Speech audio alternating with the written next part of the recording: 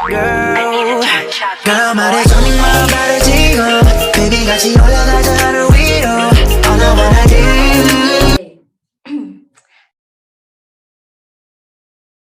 Assalamualaikum warahmatullahi wabarakatuh.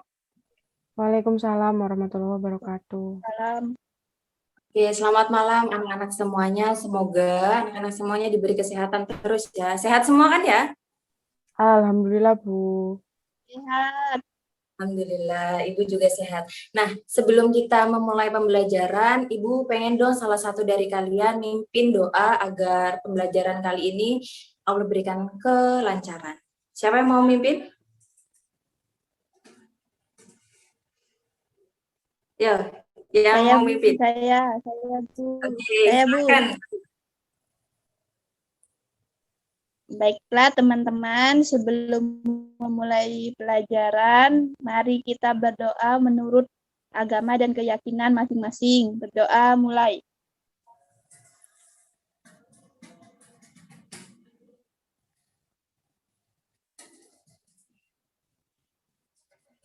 Berdoa selesai. Oke, terima kasih Lail. Oke, jadi pembelajaran pada hari ini kita akan belajar tentang teks berita. Mungkin di sini teman-teman semuanya, anak-anak semuanya pasti udah nggak asing dengan namanya berita. Yang mana berita ini pasti bakalan kita temuin di lingkungan kita. Bahkan kita nonton TV, kita buka HP, di Instagram, bahkan di Facebook, itu banyak banget yang namanya berita-berita atau informasi-informasi yang tersedia. Tapi pada hari ini kita akan lebih spesifik lagi dengan teks berita. Bagaimana teks berita itu, ciri-cirinya apa saja, itu akan kita belajar pada malam hari ini. Oke? Dilihat dulu ada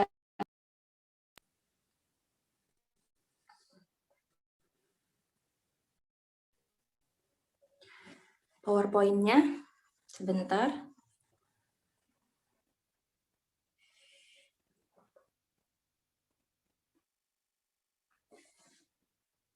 Oke, sudah terlihat ya PowerPoint-nya?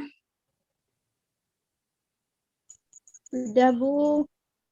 Sudah, Bu. Oke, di situ ada teks berita. Sebelumnya, sebelum kita mengenal gimana sih teks berita itu, kita harus mengerti dulu kompetisi dasar dan tujuan pembelajaran. Di next.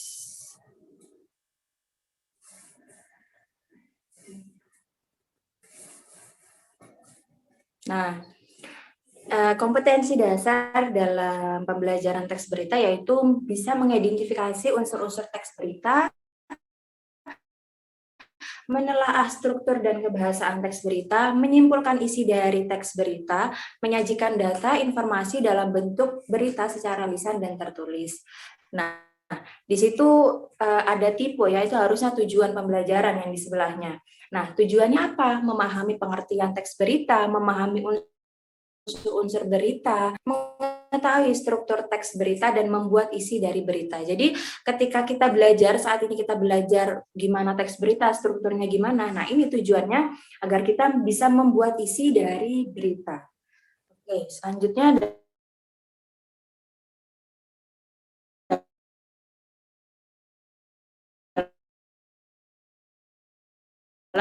kejadian, peristiwa, atau informasi sesuatu yang telah atau sedang terjadi. Nah, jadi teks berita ini kan banyak macamnya. Seperti yang kita ketahui bahwa kalau misalnya kita lagi buka mungkin di TV, sekarang marak-maraknya itu apa sekarang beritanya yang marak ya? COVID Bu, Ada COVID. nah ya COVID, apalagi nih Jember ini sekarang sedang zona hitam. Jadi memang sedang marak sekali. Lockdown. Nah ya betul sekali. Pemberlakuan lockdown PPKM. dari tanggal 3 Juni. Nah ya, bagus. Nah, jadi memang itu adalah salah satu topik dari berita, teks berita. Jadi melaporkan kejadian, peristiwa, seperti itu ya. Kemudian di sekolah kita akan mengenal banyak sekali teks-teks, ada teks eksposisi, teks prosedur, ada teks berita. Jadi gimana caranya kita membedakan? Kita harus mengerti ciri-ciri dari teks berita. Selanjutnya, Nah, ciri-ciri dari teks berita ini faktual, aktual. Apa perbedaannya? Kita akan bahas nanti di slide selanjutnya. Unik dan menarik, jadi kemudian berpengaruh bagi masyarakat. Terdapat waktu dan tempat kejadiannya. Jadi harus mencantumkan waktu dan tempat kejadian. Itu yang disebut dengan faktual dan aktual.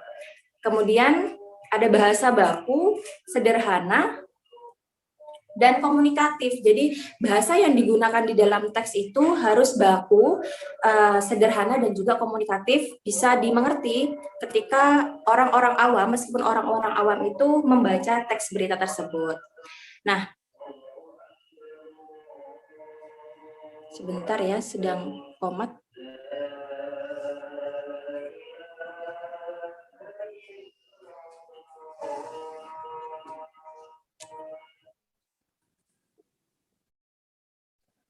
Oke, sudah selesai. Kemudian ada piramida terbalik teks berita. Jadi ini adalah deadline dari gimana sih bentuknya ketika kita mau membuat suatu teks berita. Nah, jadi teks berita ini ada satu leg atau bagian pokok berita itu ada di atas. Jadi pokok berita harus dicantumkan di awal paragraf, bukan di akhir. Biasanya itu adalah teks prosedur itu itu biasanya kan ada di bawah atau di awal kalimat atau di akhir kalimat. Nah, kalau teks berita ini ada di awal. Kemudian body atau tubuh berita, jadi apa isinya itu ada di tengah-tengah, terdapat di tengah-tengah kalimatnya. Kemudian leg atau kaki berita. Jadi kaki berita ini merupakan kesimpulan atau penutupnya bagi berita ini, seperti itu. Kemudian ada struktur teks berita. Jadi struktur teks berita ini ada orientasi berita, peristiwa, dan sumber berita. Nah, jadi strukturnya ini harus terpenuhi. Namanya struktur ini ketika kita mau teks kita bagus, teks kita sesuai dengan apa yang seharusnya yang ada, maka orientasi berita ini berisi pembuka atau suatu peristiwa yang diberitakan, biasanya terdapat penjelasan singkat mengenai berita tersebut. Nah, jadi menjelaskan secara singkat apa isi beritanya. Kemudian ada peristiwanya, berisi mengenai jalannya kejadian. Kemudian sumber berita. Nah, sumber berita ini didapatkan dari mana? Biasanya jurnalis-jurnalis ini kan yang membuat teks berita ini harus mencantumkan. Seperti itu. Kemudian ada kaidah kebahasaan teks berita. Jadi teks berita ini kan isinya ini adalah suatu kalimat-kalimat, kata-kata yang dijadikan satu. Jadi nggak bisa sembarangan juga kita membuat. Harus ada kaidah-kaidah yang harus terpenuhi dalam membuat teks berita. Yaitu ada adverbia, yaitu kata keterangan, kelas kata yang memberikan keterangan kepada kata lainnya. Kemudian ada konjungsi, ada kalimat langsung. Nah, kalimat langsung ini sebuah kalimat yang merupakan hasil kutipan langsung dari pembicara seseorang. Jadi biasanya kita ketahui di berita tuh misalnya gubernur atau bupati Jember. Siapa bupati Jember sekarang ya? Ada yang tahu? Lupa, Bu. Nggak apa.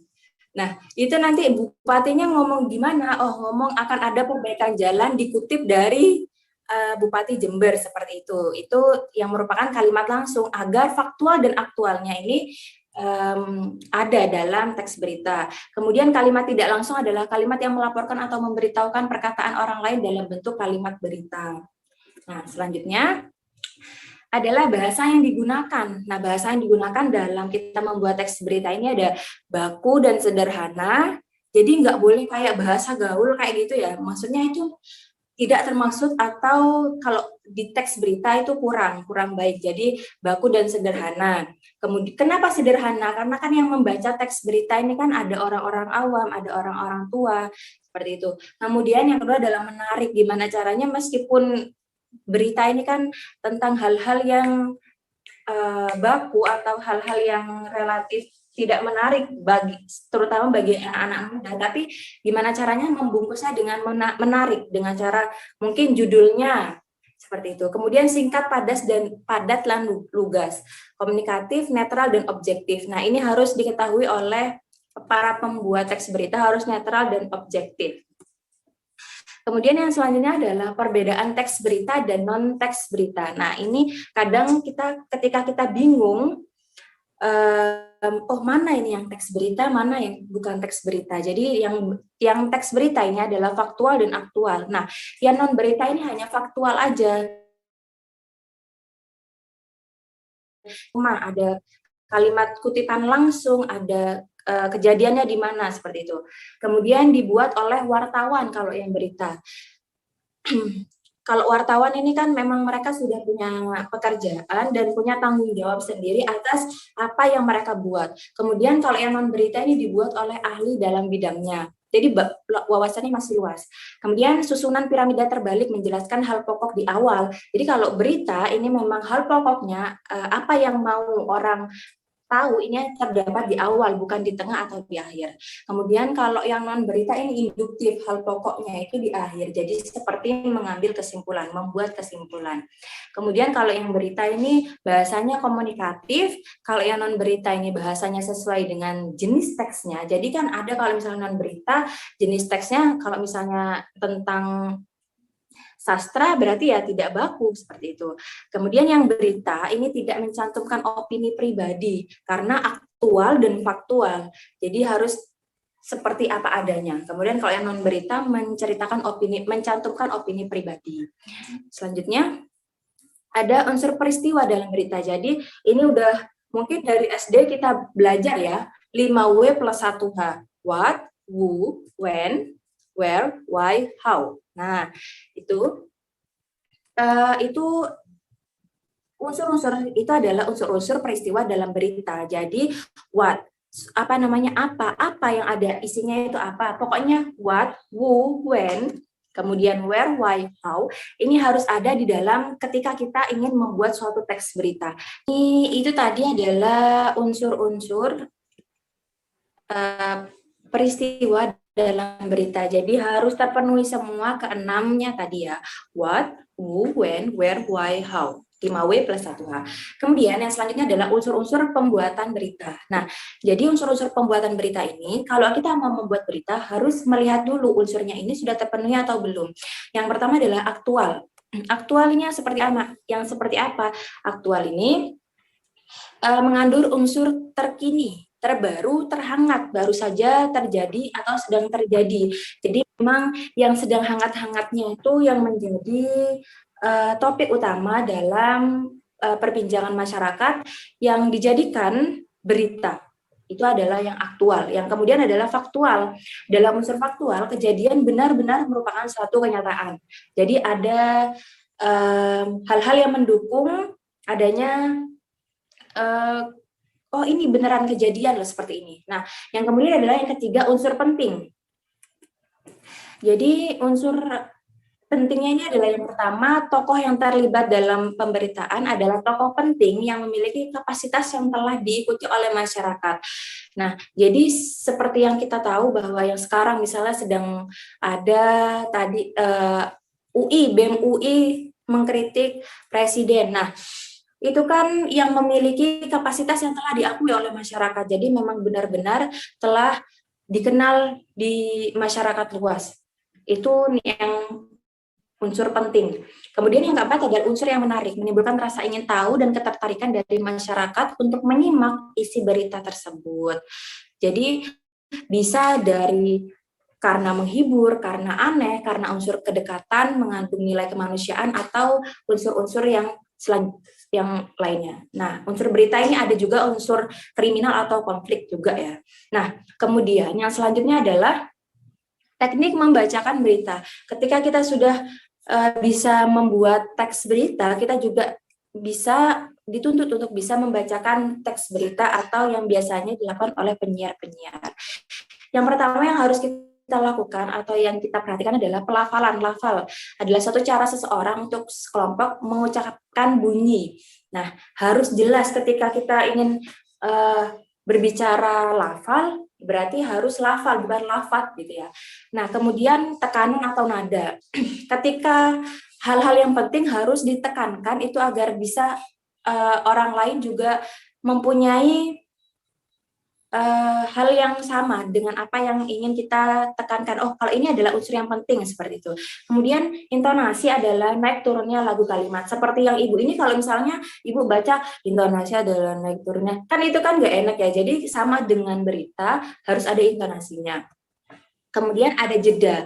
Ketika jedanya titik, koma, spasi itu harus diikuti dengan baik. Nah, misalnya kalau misalnya titik itu jedanya lumayan panjang, kalau yang koma ini sedang, kalau yang spasi ini jedanya pendek. Kemudian volume itu adalah takaran perlahan atau kerasnya suara yang dikeluarkan. Jadi harus lantang seperti itu. Kemudian temponya ada tempo lambat, cepat pembacaan suatu cerita. Jadi harus dipaskan. Nah, kemudian itu adalah hal-hal yang perlu kita ketahui dalam pembelajaran kali ini, yaitu tentang teks berita. Ibu doakan semoga karena pembelajaran hari ini kalian semua bisa paham, bisa tahu apa yang sebenarnya kita belajar sekarang, teks berita ini bagaimana, membuatnya bagaimana, unsur-unsurnya seperti apa. Kemudian untuk selanjutnya kita bisa langsung beralih ke grup WhatsApp untuk tanya jawab, dan juga Ibu akan memberikan kuis di nanti Ibu share-nya di grup. Jadi mungkin sekarang